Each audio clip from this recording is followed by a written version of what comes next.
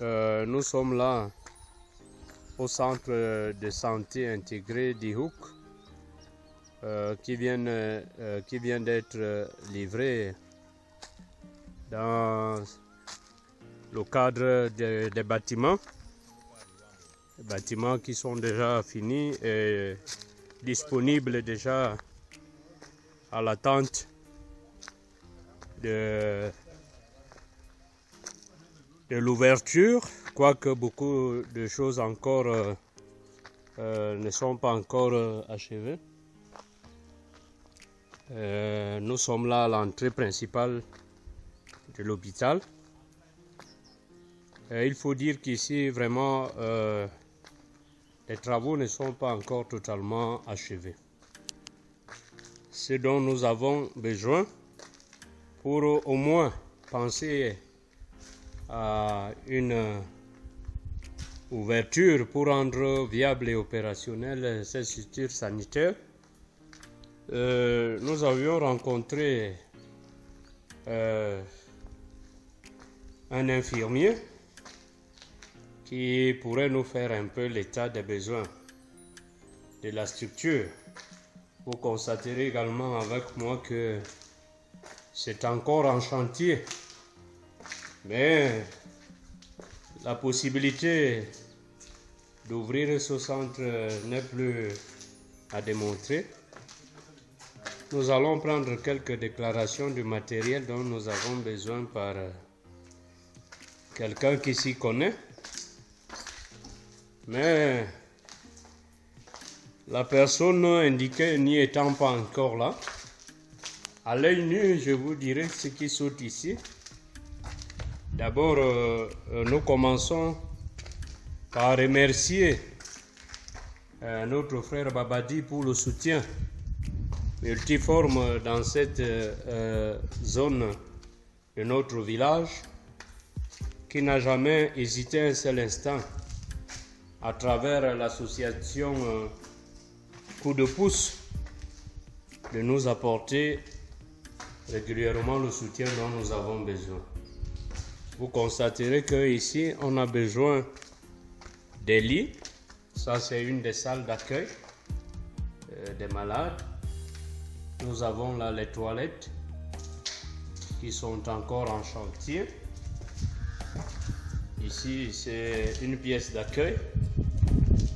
Également, nous avons là également une petite salle d'hospitalisation avec douche.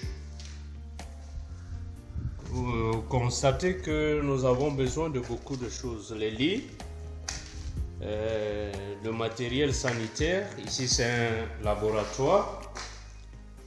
Vous constatez que c'est encore en chantier. Ici, c'est une salle d'accueil ou d'attente afin que le laborantin vous reçoive. Nous sommes à la partie arrière de l'hôpital. Voilà. En fait, l'hôpital demande beaucoup de soucis. L'électricité également, il n'y en a pas encore. Vous constatez également au même moment avec moi que beaucoup de choses ne sont pas encore faites. Les ouvertures même ne sont pas encore totalement achevées. Ça, c'est une salle d'accueil en arrière et l'hôpital. Voilà, l'hospitalisation également. Nous sommes à l'arrière-plan de l'hôpital. Et voilà. Ça, c'est le deuxième pavillon des salles d'hospitalisation. Voilà une. Donc, beaucoup de choses restent à faire. Les toilettes, les sanitaires, l'électricité, les lits et tout le plateau technique, en fait. On en a besoin encore ici. C'est pourquoi nous sollicitons encore le soutien de l'association Coup de pouce,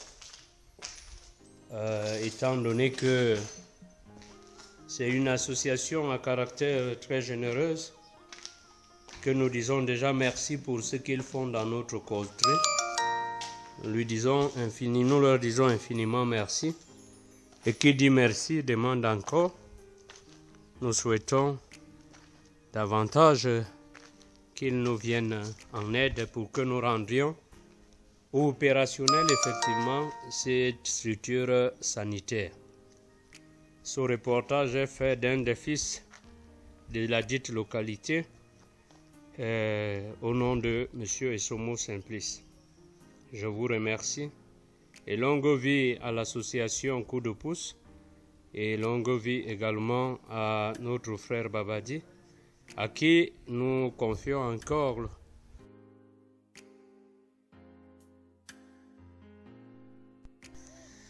Voilà, nous sommes là à la maternelle du village de Bichon dans l'arrondissement de Nituku, plus précisément du village Nemayaka. Vous voyez les tout petits qui sont déjà prêts pour l'entrée à l'école. Et là, nous avons la maîtresse, la directrice qui va vous donner exactement ce dont elle a besoin pour l'épanouissement de ces petits enfants qui en fait n'est pas encore équipé parce que nouvellement ouvert, cela demande beaucoup de soutien des uns et d'autres pour l'épanouissement non seulement de l'établissement mais beaucoup plus pour ces tout petits qui seront demain l'avenir de notre cher beau pays, le Cameroun. Alors, Madame la directrice, qu'est-ce qu'il vous faut exactement pour vos enfants? Je dis d'abord merci de pouces parce que ici, là, à Nemayaka, j'ai beaucoup d'enfants, j'ai mes enfants parce que ce sont les Camerounais de demain. Maintenant, il leur faut les petits livrets. Le matériel de la maternelle, en fait, on les appelle le matériel didactique. Donc, les petits livres, les petites affiches là pour confirmer que votre maternelle est une maternelle. Donc, à Nemayaka, je vois que vous avez vraiment besoin de cette maternelle là. Je vous remercie. Alors, vous avez besoin du matériel didactique selon ce que vous dites. Oui. Le matériel didactique et en plus, quel matériel voulez-vous pour que Coup de pouce vous soutienne? Voilà, il y a mon bureau que j'ai besoin d'un bureau équipé comme la chaise, les chaises, la table. Maintenant, là, les toilettes surtout pour nos petits. Il ne faut pas que votre maternelle soit sale. Ça doit être sale avec les sels. Non, je ne veux pas ça. Il y a les seaux d'eau que j'ai besoin. Les seaux d'eau, les serpillères. Ok, Madame la directrice, nous allons vous quitter. Nous disons merci pour cette initiative. Nous allons transmettre à l'association Coup de pouce intégralement vos doléances et nous vous disons merci pour tout ce que vous faites déjà pour cet établissement nouvellement créé. Merci Madame la directrice. Nous avons là le bâtiment flambant neuf. Là, nous sommes à l'intérieur du bâtiment. Vous constaterez avec moi que tout est encore à l'état neuf. À peine on vient d'ouvrir. Cela demande beaucoup de travail encore. Nous avons là le petit tableau portant l'alphabet français et beaucoup d'autres choses encore. Donc, nous implorons le soutien de l'association Coup de pouce. Merci. Bonjour, mon frère Siméon. Bonjour. Voilà.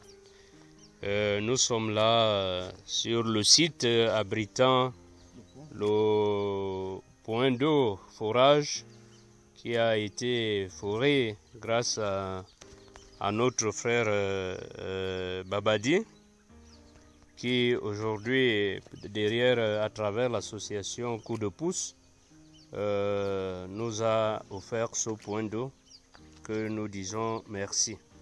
Nous commençons par voir l'intérieur de ce forage. C'est ça. Nous sommes là sur le forage même qui a été foré.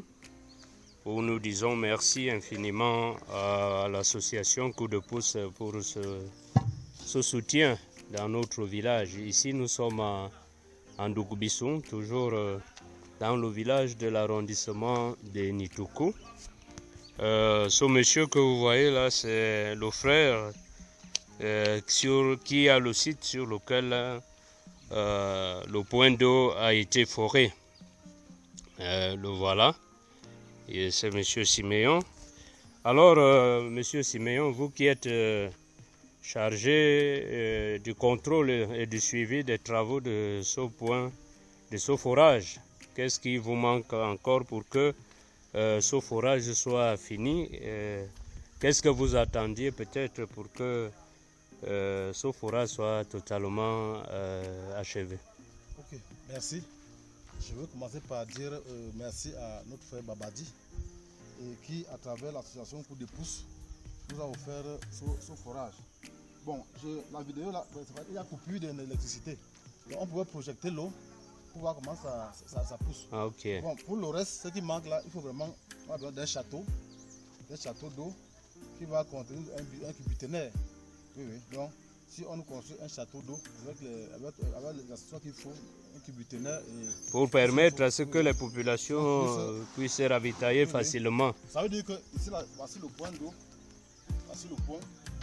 Le château d'eau doit être construit au niveau de la chapelle. De l'église qui est presque à combien de mètres d'ici? À 300 mètres d'ici, à 300 mètres. Donc on va faire les tuyaux de canalisation qui vont arriver là-bas, jusqu'au niveau de l'église. On va construire le château d'eau là-bas. Et ça va permettre que toutes les populations soient ravitaillées. Puisque la chapelle de l'église est au centre du quartier. Donc nous sommes à 300 mètres du point du forage. Oui, à 300 mètres du point du forage. Donc, pour être à l'église. Oui. On a vraiment besoin d'un château d'eau. Bon, puisqu'ici là, quand il y a coupure de courant, d'énergie et néo. Bon, si on avait peut-être un château d'eau, ça peut avoir des réserves d'eau. Bon, pouvoir nous entretenir même pendant 2 semaines, oui. Même s'il y a coupure, ça peut vraiment nous soulager. Yes. Donc, on a vraiment besoin du château d'eau. Merci. Bon, là, il faut vraiment un expert pour pouvoir dire ce qu'il faut exactement. Mais déjà, on a l'eau. Oui. Même comme il y a des coupures qui sont intempestives de néo. Des néo. Donc, moment venu, on va lui faire quand l'électricité va revenir, on va lui montrer comment l'eau jaillit. Oui.